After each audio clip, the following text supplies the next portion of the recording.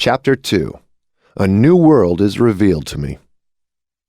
Obviously, I had undergone a new birth by which I had been separated from all forms of fear. I now had courage such as I never before had experienced. Despite the fact that I had not as yet been shown how, or from what source, I would be able to secure the necessary funds which I was seeking, I had such absolute faith that the money would be forthcoming that I could see it already in my possession. On but few occasions in my entire life have I experienced such faith. It was a feeling which one person cannot describe to another. There are no words in the English language suitable for such a description, a fact that all who have had similar experiences can easily verify. I proceeded immediately to carry out the instructions I had received. All feeling that I had embarked upon an impossible mission had now left me. One by one, I began to call into my mind the names of all my acquaintances I knew to be financially able to supply me with the $25,000 which I needed, starting with the name of Henry Ford and going over the entire list of more than 300 people. My other self plainly said, "Keep on searching." The darkest hour is just before dawn.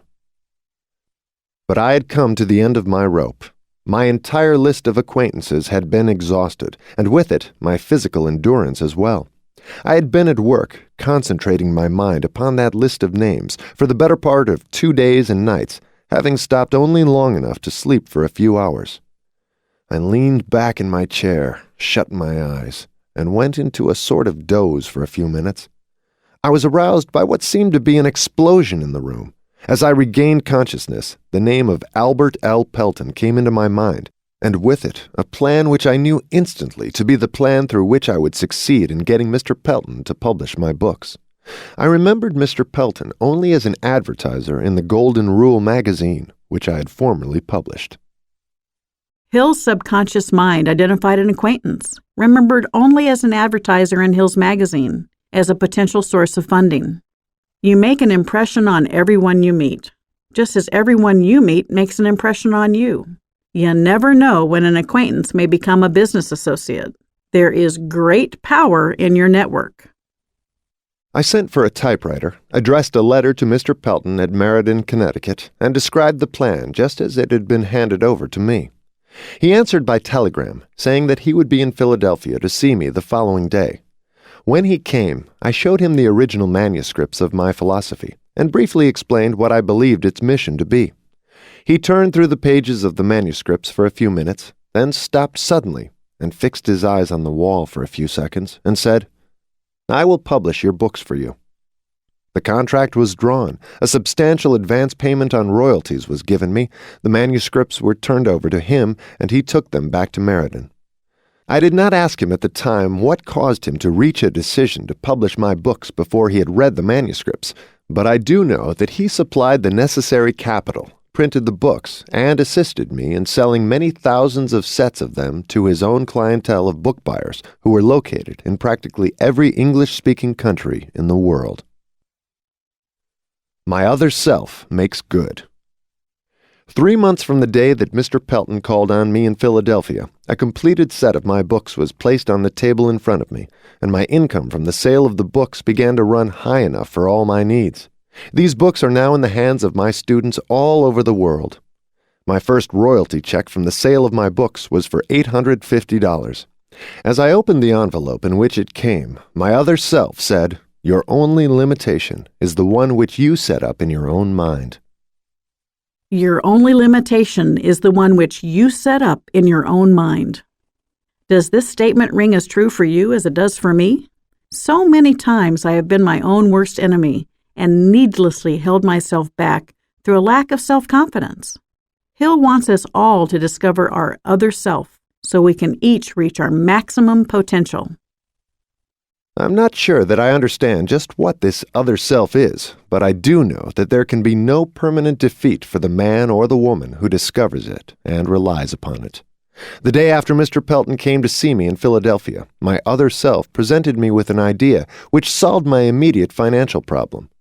The idea flashed into my mind that automobile merchandising methods had to undergo a drastic change, and that future salesmen in this field would have to learn to sell automobiles instead of merely serving as buyers of used car trade-ins, as most of them were doing at the time. It also occurred to me that young men who had just finished college and who, therefore, knew nothing of the old tricks of automobile merchandising would be the material out of which this new brand of salesman could best be developed. The idea was so distinct and impressive that I immediately called the sales manager of the General Motors Company on long-distance telephone and briefly explained my plan to him. He too was impressed by it and referred me to the West Philadelphia branch of the Buick Automobile Company, which was then owned and managed by Earl Powell. I went to see Mr. Powell, explained my plan to him, and he retained me at once to train 15 carefully selected young college men through whom the plan was put into operation.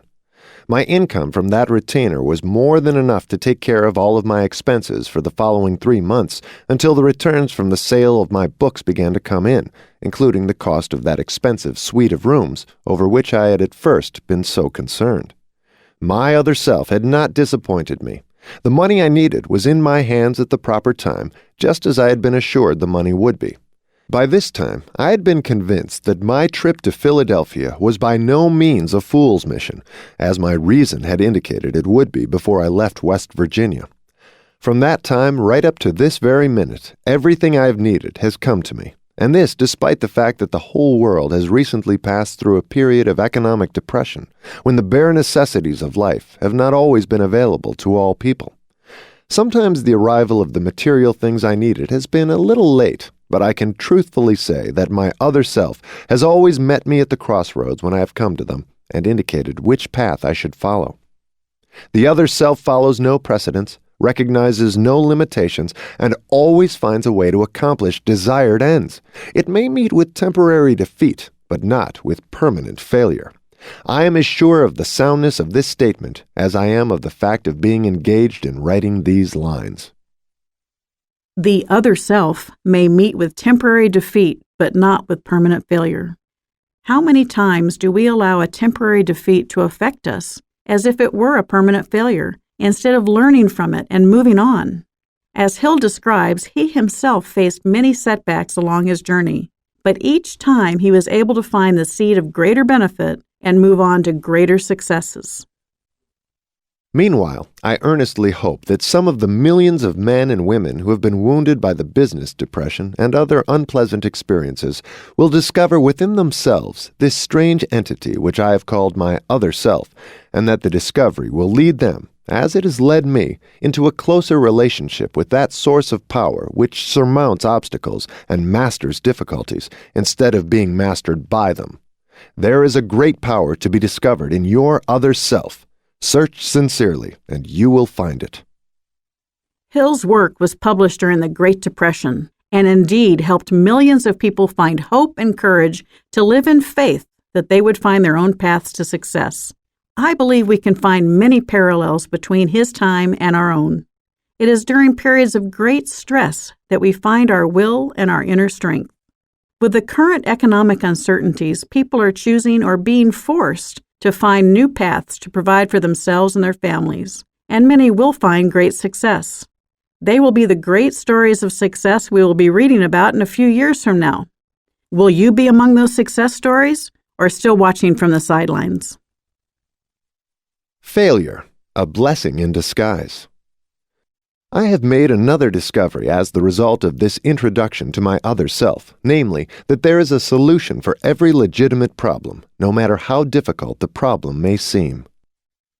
There is a solution for every legitimate problem, no matter how difficult the problem may seem.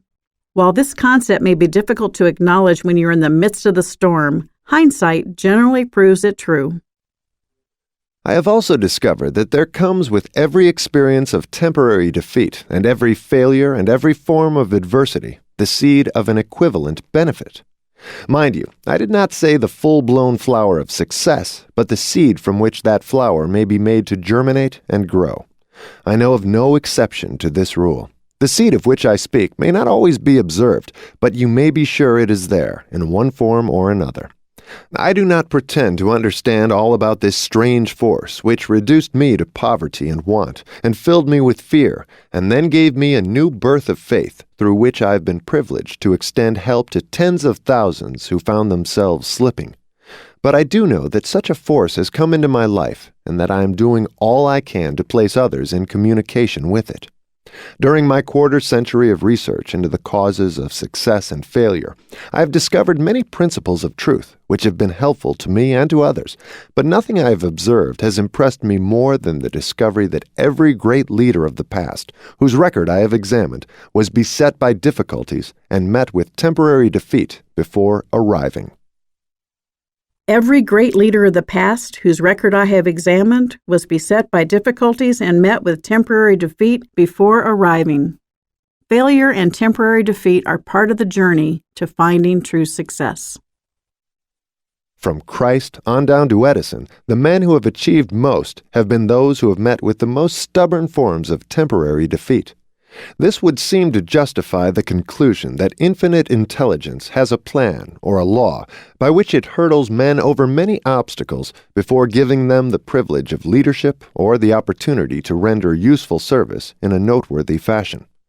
I would not wish to be again subjected to the experiences through which I passed during that fateful Christmas Eve in 1923, and since, on that eventful evening when I walked around the schoolhouse in West Virginia and fought that terrible battle with fear, but all the wealth in the world would not induce me to divest myself of the knowledge I have gained from those experiences. Faith has a new meaning to me. I repeat that I do not know exactly what this other self is, but I do know enough about it to lean upon it in a spirit of absolute faith in times of difficulty, when the ordinary reasoning faculty of my mind seems to be inadequate for my needs. The economic depression which started in 1929 brought misery to millions of people, but let us not forget that the experience also brought many blessings, not the least of these being the knowledge that there is something infinitely worse than being forced to work. It is being forced not to work. In the main, that depression was more of a blessing than it was a curse, if analyzed in the light of the changes it brought to the minds of those who were wounded by it. The same is true of every experience which changes men's habits and forces them to turn to the great within for the solution of their problems. There is something infinitely worse than being forced to work. It is being forced not to work. In the main, that depression was more of a blessing than it was a curse, if analyzed in the light of the changes it brought. Is Hill being harsh here, or is he looking beyond the immediate cause and effect of economic disaster to the underlying spiritual result that comes from a true crisis? Can our present economic travails be more of a blessing than a curse? Can economic hardship, such as the loss of a job, be a blessing in disguise? Perhaps yes, if the result is the awakening of an entrepreneurial spirit and the creation of a new business. The time which I spent in seclusion in West Virginia was, by great odds, the most severe punishment of my life, but the experience brought blessings in the form of needed knowledge which more than offset the suffering which it cost me.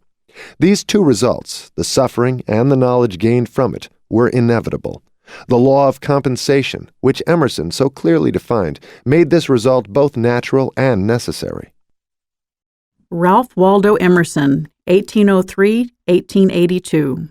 Explain the law of compensation in very clear terms. For everything you have missed, you have gained something else. And for everything you gain, you lose something else. In his journal dated January 8, 1826, he also wrote, "The whole of what we know is a system of compensations. Every defect in one manner is made up in another. Every suffering is rewarded, every sacrifice is made up, every debt is paid."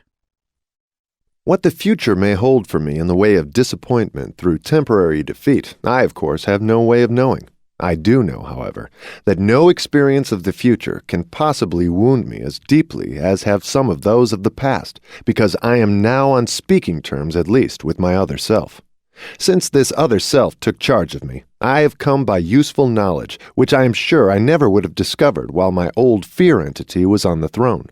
For one thing, I have learned that those who meet with difficulties which seem insurmountable may, if they will do so, best overcome these difficulties by forgetting them for a time and helping others who have greater problems. The value of giving before trying to get. I am sure that no effort which we extend to those who are in distress can go without some form of adequate reward. Not always does the reward come from those to whom the service is rendered, but it will come from one source or another. I seriously doubt that any man can avail himself of the benefits of his other self as long as he is steeped in greed and avarice, envy and fear. But if I am wrong in this conclusion, then I still have the unusual honor of being one who has found peace of mind and happiness through a viewpoint that was not sound. I would prefer being thus wrong and happy to being right and unhappy. But this viewpoint is not wrong. As long as I remain on good terms with my other self, I shall be able to acquire every material thing that I need. Moreover, I shall be able to find happiness and peace of mind. What more could anyone else accomplish? The sole motive which inspired me to write this book was a sincere desire to be helpful to others by sharing with them as much as they may be prepared to accept of the stupendous fortune which became mine the moment I discovered my other self. This fortune, happily, is one that cannot be measured in material or financial terms alone, because it is greater than everything which such things represent. Material and financial fortunes, when reduced to their most liquid terms, are measurable in terms of bank balances. Bank balances are no stronger than banks. This other fortune of which I speak is measurable, not only in terms of peace of mind and contentment, but as manifested in those adept at prayer. My other self has taught me to concentrate upon my purpose and to forget about the plan by which it is to be attained when I go to prayer. I am not suggesting that material objects may be acquired without plans. What I am saying is that the power which translates one's thoughts or desires into realities has its source in an infinite intelligence which knows more about plans than the one doing the praying. Stating the case in another way, may it not be wise, when praying, to trust to the universal mind to hand over the plan best suited for the attainment of the object of that prayer? My experience with prayer has taught me that so often all which results from prayer is a plan, if the prayer is answered at all, a plan that is suited for the attainment of the object of the prayer through natural and material media. The plan must be transmuted through self-effort action. I know nothing about any form of prayer which can be induced to work favorably in a mind that is colored, in the slightest degree, by fear.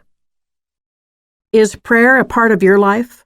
Do you trust God to hand over the plan best suited for the attainment of the object of your prayer? Do you acknowledge that in order for your plan to be successful, you must take action?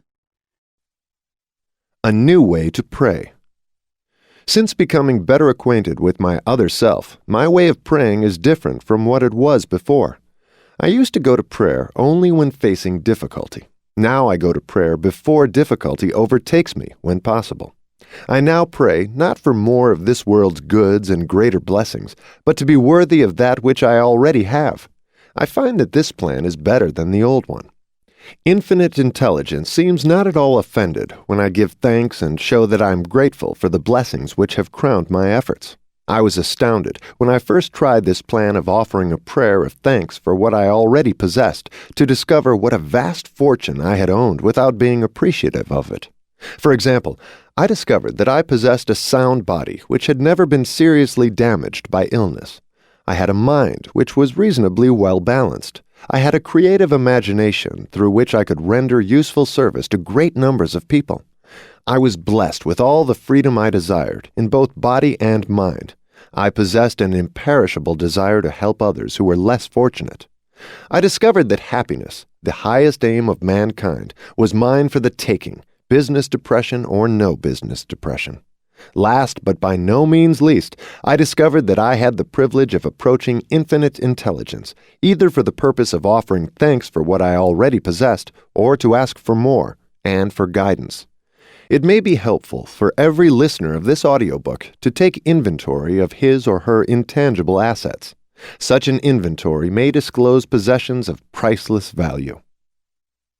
May we all make an inventory of our blessings in life and give thanks for every gift that we have been given. I know that when I am at a low point in my life, I force myself to think of my family and friends and the blessings they have brought to my life. It is the quickest path up and puts my temporary setbacks into perspective. Some signs we have overlooked. The whole world is undergoing a change of such stupendous proportions that millions of people have become panic-stricken with worry, doubt, indecision, and fear. It seems to me that now is a splendid time for those who have come to the crossroads of doubt to endeavor to become acquainted with their other selves. All who wish to do so will find it helpful if they take a lesson from nature. Observation will show that the eternal stars shine nightly in their accustomed places, that the sun continues to send down its rays of warmth, causing Mother Earth to yield an overabundance of food and clothing, that water continues to flow downhill, that the birds of the air and the wild animals of the forest receive their accustomed requirements of food, that useful day follows restful night, that busy summer follows the inactive winter, that the seasons come and go precisely as they did before the 1929 Depression began, that, in reality, only men's minds have ceased to function normally, and this because men have filled their minds with fear. Observation of these simple facts of everyday life may be helpful as a starting point for those who wish to supplant fear by faith. I am not a prophet, but I can, with all due modesty, predict that every individual has the power to change his or her material or financial status by first changing the nature of his or her beliefs. Do not confuse the word belief with the word wish. The two are not the same. Everyone is capable of wishing for financial, material, or spiritual advantages, but the element of faith is the only sure power by which a wish may be translated into a belief, and a belief into reality. And right here is an appropriate place at which to call attention to a real benefit which anyone may experience by deliberately using faith in focusing attention upon any form of constructive desire. The mind acts upon one's dominating or most pronounced desires. There is no escape from this fact. It is a fact indeed. Be careful what you set your heart upon, for it surely shall be yours. Every individual has the power to change his or her material or financial status by first changing the nature of his or her beliefs. It was right after publication of Think and Grow Rich in 1937 that Napoleon Hill began this manuscript for Outwitting the Devil.